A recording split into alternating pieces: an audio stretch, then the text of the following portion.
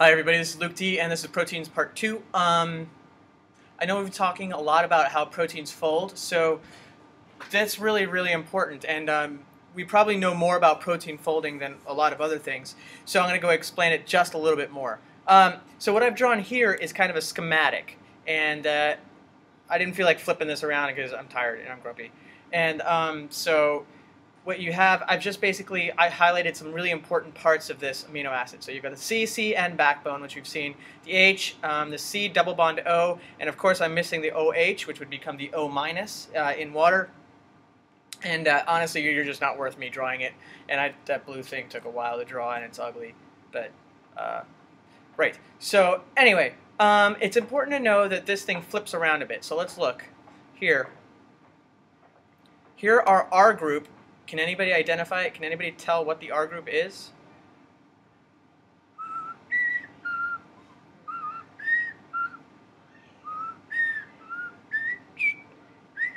Okay, so it's this thing. It's the carbon, carbon, carbon, oxygen, and nitrogen.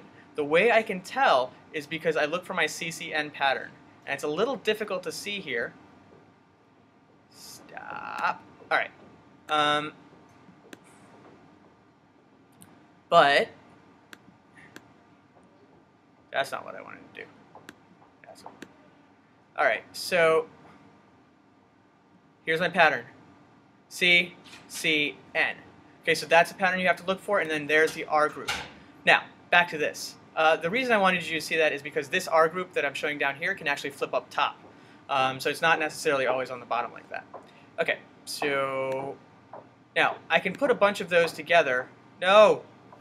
I can put a bunch of those together in a process called dehydration synthesis. Hey, Jackson. And then I have a chain of them. And you can't really tell right now how it's going to fold. You've only got 3 of them, but you have an order, right? So you've got this first one, the second one, and this third one. And if I were just to be complicated, I would call that primary structure because I want to sound really smart and I can't just say order. But then you would also start to see a little more complicated pattern of pluses and minuses. Here you just see we've got more of them kind of formed in this chain. Then we got, if you put more of them together in more dehydration type synthesis type things, then you could actually have one fold in on itself and then have this hydrogen, which is positive, be attracted to this negative, and then you could get a structure that looks like this, or the beginning of that at least. Whoa. Okay. Or we could get a structure like this where you have 2 lines that are kind of anti-parallel to each other. And if I did enough of those, I would basically generate a sheet. So you would look, look like that. And again, these are not the most beautiful drawings in the world, but they should help get to the point. Although it wouldn't hurt if you complimented the drawings once in a while, because I do work hard on them. Okay. I'm a little tired. Alright, so what we haven't considered yet is what the properties of this thing are. So we looked at just the backbone, the C, C, N, and the H's. And we didn't consider what these R groups are charged at all. So we haven't even considered how these would contribute to the folding. So basically this helix and this sheet can be achieved just by attractions, or mainly by attractions with the backbone in itself. That's not, I don't believe that entirely to be true. I believe the R groups do play a role in that, and it's a little more complicated than people are making it sound, but you're going to hear that over and over again. And you just need to know basically that there's hydrogen bonding between this and this that is going to produce these 2 shapes, the helix and the sheet. And I don't know why, but we're back here. Let's just start it for fun. Yay. Alright, so like I said, we haven't even considered what the R groups are really doing to the shape of this thing. So I could have all kinds of different R groups. I could have them be, negative, negative, and then I might have one that has one negative side and one positive side, or partially negative side and one partially positive side. Or I could even have one that's hydrophobic. But like I said, the R groups are generally going to fall into a couple categories. They're going to be acids, so they're going to be minuses. They're going to be bases, so they're going to be plus, or they're going to be partially plus, partially minus, hydrophobic, or they're going to be one of the weird ones like the cysteine.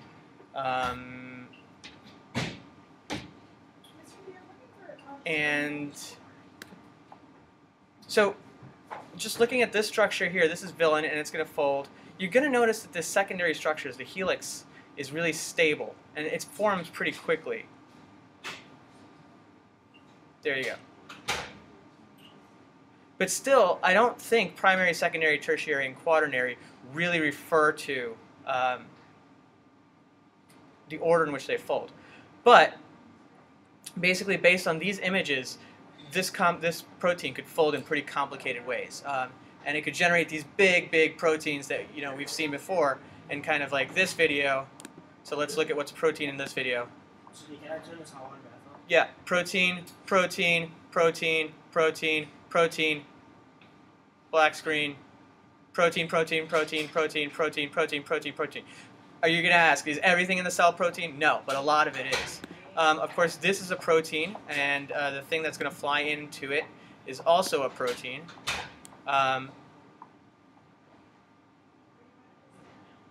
Okay, so we call that structure, the ones we just saw, tertiary structures. When you have two proteins that come together to form one kind of structure, you call it quaternary. Now, this is not what happened here, because these guys don't really function together. One binds to the other, and then this one gets activated. In this scenario, they actually work together. So why do you care about any of this? Why does any of this make any difference whatsoever? Well, it's huge for drug design. So this, for example, is actually something brand new that just happened, and this is the opioid receptor. And its structure was just figured out. So they just figured out where the pluses and the minuses are on the surface of this thing. So if you can just imagine where pluses, that each of these little bumps are pluses and minuses, and they all line up, like if that was a plus, that would be a minus, that you could actually find a drug that would bind to this morphine receptor. And if you could, it would be like one of the most potent drugs. It would be like, heroin times 3, not 4, maybe 3. Or why another reason it's important is because of situations like this. So I just put in 1 TUP into first glance, and now I'm waiting for the Pingree internet to catch up with us. In the meantime, I thought I would tell a story. I don't have any stories. Jackson, you got any stories? No, it was a boring day. No, boring day today, sorry. I maybe should have loaded this before.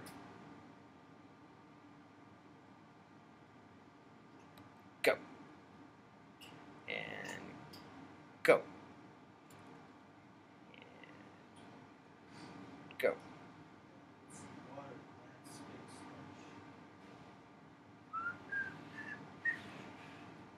Okay. Let's see, can I talk about anything else? You want to just watch this for a minute? This is more interesting than what we were watching.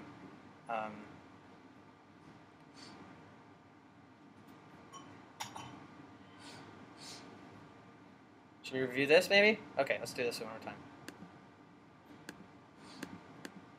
So the order of these things is primary structure. These structures, the helix and the sheet, are secondary structures. However, it folds finally into one of these guys, or one of these guys, or one of these guys, that is going to be tertiary. So just this is tertiary structure. And then if two proteins that are not linked come together, then we call them quaternary. Now, most of these linkages are going to be actually hydrogen bonding or plus-minus attractions, but you can form covalent bonds across them, and that is the sulfhydryl group. Just make sure you remember that, because if I ask, or somebody asks, what bond won't be broken, or if a protein is attached to another one by cysteines or covalently bonded, which one wouldn't break in heat? So you know that from your experiment that you just did, if you heat up the water, you don't actually break apart the bonds. But if you take dry heat and you heat it up to like 500 degrees, then you get the caramel, and then those bonds break, and then you burn it. Really, this is, wow, really slow. I really want to show you this though, because I want to show you how really crazy diseases can be generated by just very, very simple charge separations. Okay, so I'm not going to be able to do the demo that I wanted to do, but if you look at this, what you can see here is DNA. And you should know something about DNA. What were you supposed to know about DNA? It's double helix. Double helix. Sometimes a single. Oh, phosphate groups. Phosphate groups are charged what? It's not necessarily they're negatively charged. Okay, great. So the whole backbone of this thing is negatively charged. And this protein here is responsible actually for checking that DNA, or actually it's involved in checking that DNA. And one of the ways it does is by coming close to this DNA. So this amino acid right here is positively charged. And in about 50% of cancers, there's actually a mutation in that specific amino acid. So the code for that amino acid that says this amino acid should be positive, and that allows it to bind to DNA, is switched. And then that amino acid can be negative. And if that amino acid is negative, instead of attracting to the DNA, this protein will repel the DNA at that point. And guess what? Your ability to check DNA for damage or to fix it is severely impaired. I hope that's something more clear and more concrete than what I've been showing you in the past.